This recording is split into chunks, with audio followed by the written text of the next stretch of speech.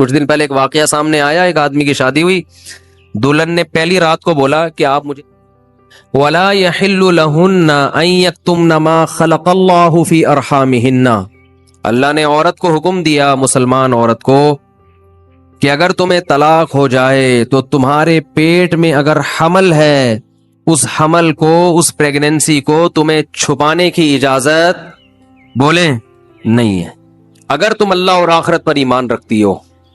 یہ بھی ہوتا ہے آج کل، کیونکہ اس معاملے میں مرد عورت کی زبان پر اعتماد کرتا ہے۔ اگر ایک مرد نے کسی عورت کو طلاق دی، عورت کو اگر حمل ہے وہ چھپا لے گی اور وہ بتائے گی مجھے مینسز آنا شروع ہو گئے، مرد یقین کر لے گا بھائی 3 مینسز گزر گئے، عدت ختم۔ کسی اور مرد سے نکاح کرے گی، اس کو بتائے گی بھائی میری عدت پوری ہو گئی ہے۔ اس بات کا امکان ہے کہ وہ بچہ کسی اور مرد کے کھاتے میں ڈال دے۔ مرد تو نہیں دیکھ رہا کہ واقعی عدت ختم ہوئی ہے، یہ عورت جانتی ہے اور اللہ جانتا ہے۔ تو اس معاملے میں اللہ نے حکم دیا عورت کو کہ وہ خیانت بولے نہیں کرے۔ مردوں کو اللہ نے حکم دیا کہ جب بھی کسی عورت کو تم طلاق دو گے تو اس کا مال چھیننے کی تمہیں اجازت نہیں ہے۔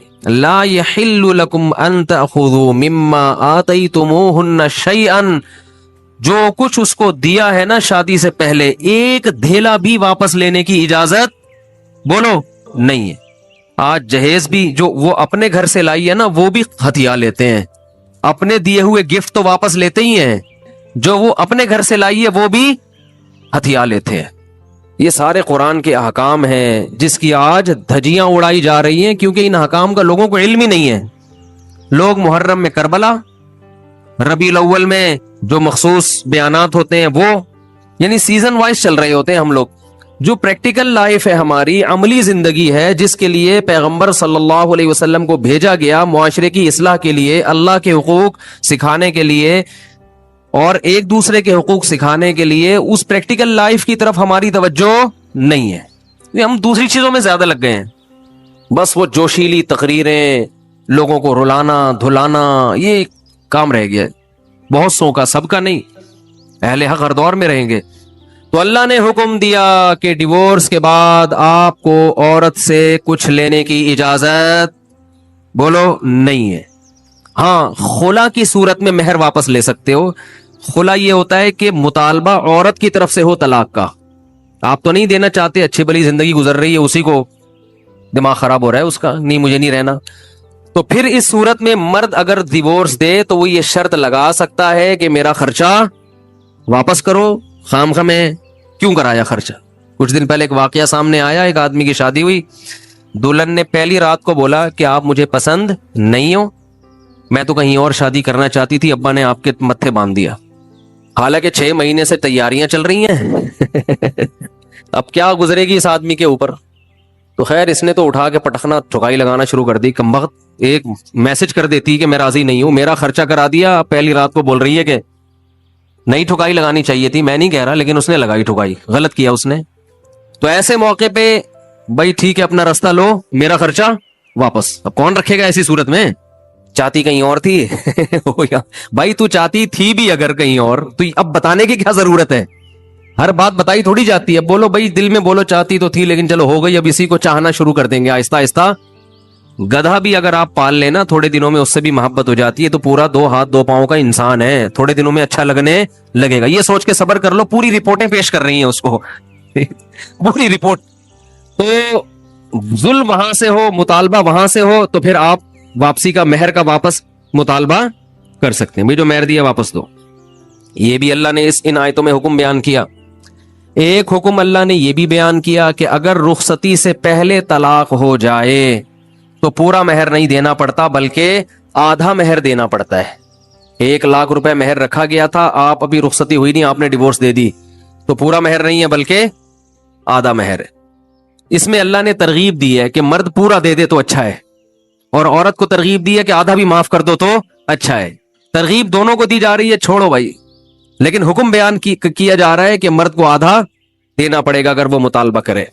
اور اللہ نے اہم حکم یہ بھی بیان کیا کہ جب عورت کو طلاق دو تو جہاں وہ طلاق کے بعد نکاح کرنا چاہتی ہے اس کے نکاح میں رکاوٹ मत बनो, कबाब में हड्डी बनने की कोशिश मत करो। ये भी जमाने जाहिलियत में होता था और आज भी होता है।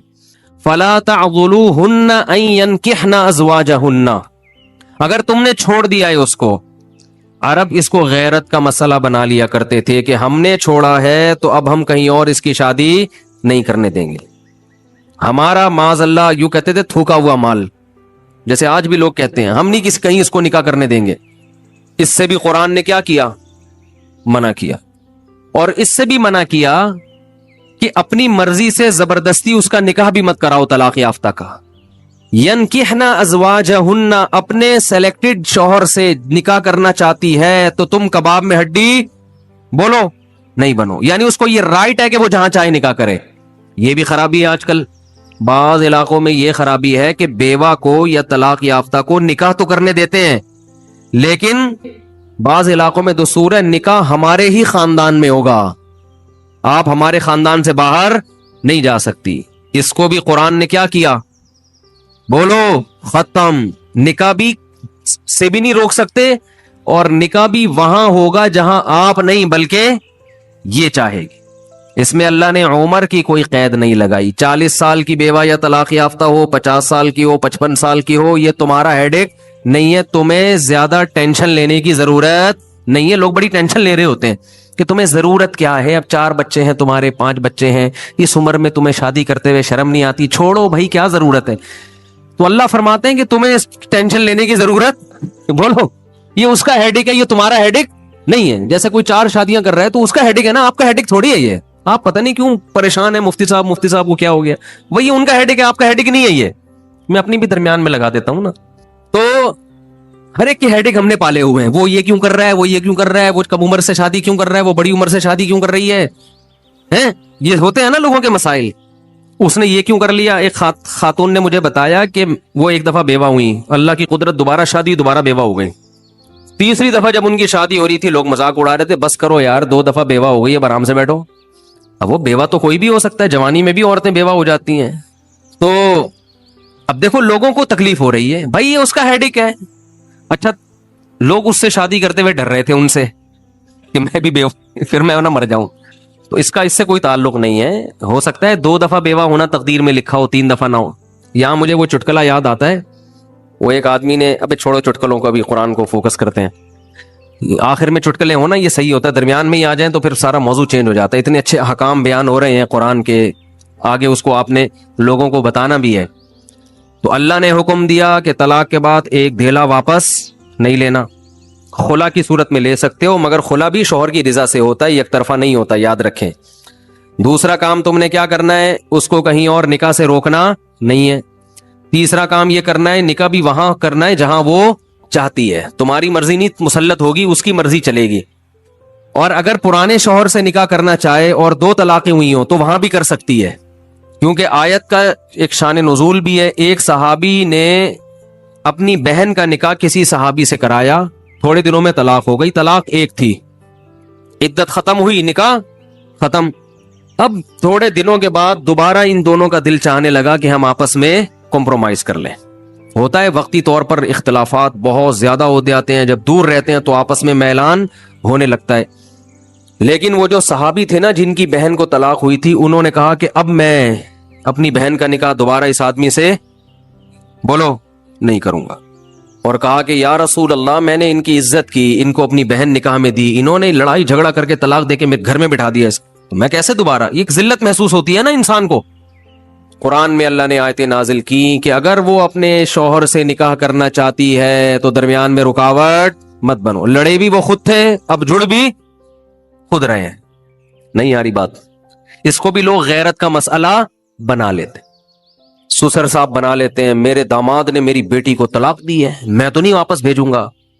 भाई दुनिया में जो आदमी में लचक नहीं है ना, फ्लेक्सिबिलिटी नहीं है, लचक नहीं है जिसमें, वो कभी भी कामयाब नहीं हो सकता। याद रखो, ये जो होता है ना, मैं उसूल का पक्का, भाई उसूल का पक्का होना तो अच्छा है, लेकिन ये उसूल ही गलत है कि जो कह दिया तो उस पर क़यामत तक कायम रहना है। ये उसूल ही गलत है। उसूल ये होना चाहिए कि जब मौके की मुनासबत से जो बात ठीक लगेगी अपने आप को चेंज कर लूंगा। ये उसूल ठीक है, इस उसूल पे पक्के रहो। और ये नबी से हमें मिलता है ये उसूल। حدیث میں آتا ہے ایک صحابی نبی کے پاس آئے, مجھے صدقہ چاہیے, یہ چاہیے, وہ چاہیے. آپ نے فرمایا اللہ کی قسم تم پر خرچ نہیں کروں گا میں. وہ چلے گئے. آپ نے دوبارہ بلایا, فرمایا ان پہ صدقہ کرو, دے دو. وہ پریشان, یا رسول اللہ آپ نے تو قسم اٹھائی تھی کہ میں آپ کو نہیں دوں گا. آپ نے فرمایا من رأى على يمين فرأى غيرها خيرا منها فليكفر عن يمينه, کہ جو شخص کسی بات پہ قسم اٹھا لے, جائز بات ہو, کوئی اگر حرام پہ قسم اٹھائی وہ تو بچنا لازم ہے نا, کہ میں گناہ نہیں کروں گا, وہ تو ویسے ہی وہ حرام ہے. جائز کام, صدقہ تو جائز ہے نا, بلکہ ثواب ہے. فرمایا کوئی کسی جائز کام پہ قسم اٹھائے, پھر بعد میں اس کو خیال ہو کہ مجھے قسم توڑ دینی چاہیے, اس کا مائنڈ کیا ہو گیا, چینج, تو اسے چاہیے قسم توڑ دے اور کفارہ ادا کر دے, اس قسم پہ قائم بولو نہ رہے.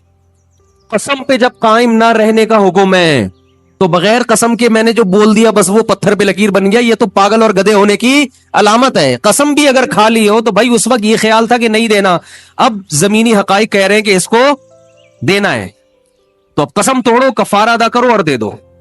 بات نہیں آ رہی میرا خیال ہے. یہ کس کی سیرت ہے, نبی کی. نبی سے زیادہ کسی کی پکی زبان ہو سکتی ہے, لیکن ایسی لچک سکھائی ہے کامیاب بننے کے لیے کہ یہ نہیں کہ جو کہہ دیا تو وہ پتھر پہ لکیر. گراؤنڈ ریئلٹی کے لحاظ سے, ماحول کے چینج ہونے کے لحاظ سے آپ نے اپنا رویہ کیا کرنا ہے, چینج کرنا ہے.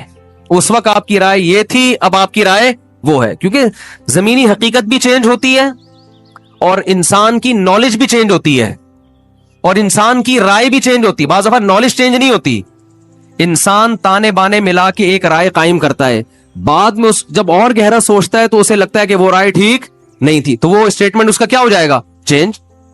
کوئی بات نہیں, دن میں 100 دفعہ چینج ہو جائے. ناکام وہ ہے جو کہہ دیا تو اڑ گیا, بس کچھ بھی ہو جائے. اب دیکھو ایک آدمی آپ کو مستحق نظر نہیں آ رہا تھا, آپ نے کہا اللہ کی قسم تجھے میں صدقہ نہیں دوں گا, تو فراڈی ہے. بعد میں پتا چلا نہیں فراڈی نہیں ہے, آپ کو نہیں, میں نے تو بول دیا تھا میں نہیں دوں گا. بھائی اب فراڈی ہونے کی بیس پہ نہیں دے رہے تھے, تو اب پتا چل گیا یہ فراڈی نہیں ہے. بعض دفعہ پہلے بھی پتا تھا فراڈی نہیں ہے, اب بھی پتا ہے نہیں ہے, لیکن پہلے خیال تھا کہ نہیں دینا چاہیے, اب خیال ہے کہ دے دینا چاہیے, تو رائے چینج کر لو. بہت مشکل ہے. اور گھریلو جھگڑوں میں تو میاں بیوی کی طبیعت میں اگر لچک نہیں ہے نا, 4 دن بھی ان کا رشتہ نہیں چل سکتا. یہ تو مجھ سے ابھی لکھوا کے سگنیچر انگوٹھے لگا لو, جیسے سبزی والے نے ٹھپے لگائے تھے انگوٹھے کے, انگوٹھے لے کے گھوم رہا ہوں. لیکن آپ انگوٹھے نہیں, آپ مجھے پکڑ لینا, میں کہاں بھاگوں گا. وہ جب بھی انگوٹھے کی بات آتی ہے مجھے وہ سبزی والا یاد آتا ہے جس کو میں نے بزنس کے لیے پیسے دیے تھے اور اس نے ایمانداری میں اسٹیمپ پیپر پہ اپنے انگوٹھے لگا کے دیے تھے. جب وہ پیسے لے کے بھاگا تو 3 سال میں نے وہ انگوٹھے سنبھال کے رکھے. اب لوگ مجھے کہتے ہیں نا وہ فلاں آدمی کو میں اتنے کروڑ روپے دے رہا ہوں تو اتنا ایماندار ہے, میں تو اسٹیمپ پیپر پہ لکھوا رہا ہوں اور انگوٹھے بھی لگوا رہا ہوں. میں کہتا ہوں یہ انگوٹھوں کا تذکرہ میرے سامنے مت کیا کرو, انگوٹھوں سے کچھ بھی نہیں ہوتا. بندہ اگر 2 نمبر ہے, اسٹیمپ پیپر بکری کو کھلا دینا, کسی کام کا نہیں ہے یہ اسٹیمپ پیپر, عدالت سے بھی نہیں نکلوا سکتے. سمجھتے ہو, لکھوایا کرو ضرور, لیکن اس سے ہوگا کچھ بھی نہیں. عدالت انگوٹھا دیکھ کے بولے گی بس ٹھیک ہے انگوٹھا, اب انگوٹھے کو پکڑ کے جیل میں ڈال دو, بس انگوٹھے کو دیے تم نے پیسے. بندہ تو پکڑائی میں آئے گا ہی نہیں, آ بھی گیا تو کچھ بھی نہیں کر سکتے. عدالت کہے گی دیے کیوں تھے. تو پیسہ دینے سے پہلے 100 دفعہ سوچا کریں. خیر, تو کیا بات چل رہی تھی, ابے انگوٹھے کی بات کہاں سے آئی ہے. ہاں, لچک پیدا کرنا چاہیے. میاں بیوی کا رشتہ تو ایسا ہے کہ اگر آپ کہنے کہ جو میں نے کہہ دیا بس وہ کیا ہے, آرڈر از آرڈر, تو بھائی اس کا مطلب آپ میدان جنگ میں کھڑے ہوئے ہیں, دشمن کی فوجیں آپ کے سامنے ہیں اور آپ ایک فوج کی کمانڈ کر رہے ہیں کہ گولی چلانے کا آرڈر دیا تو کیا کرنا ہے. یہ گھر ہے, یہ میدان جنگ بولو نہیں ہے. یہاں آپ کا اسٹائل یہ ہونا چاہیے, آپ نے بیوی کو آرڈر دیا, گراؤنڈ ریئلٹی یہ کہہ رہی ہے کہ بھائی میرا روب اس پر بیٹھا ہوا ہے اور وہ پکوڑے بنا کے خود ہی کھا رہی ہے, آپ کو ایک لقمہ بھی نہیں کھانے دے رہی. آپ غصے میں آئے, آپ نے کہا بیگم مزید پکوڑا اگر کھایا نا تو گراؤنڈ ریئلٹی کہہ رہی ہے کہ اس دھمکی سے یہ پکوڑے کھانا چھوڑ دے گی نا. لیکن آگے اس کا ایٹیٹیوڈ آپ نے دیکھا, اس نے کہا تو کیا کر لے گا, فوراً وہ کرچلی اٹھائی, تو کیا کر لے گا, فوراً لچک پیدا کرو. بولو تو صبر کروں گا اور کیا کروں گا.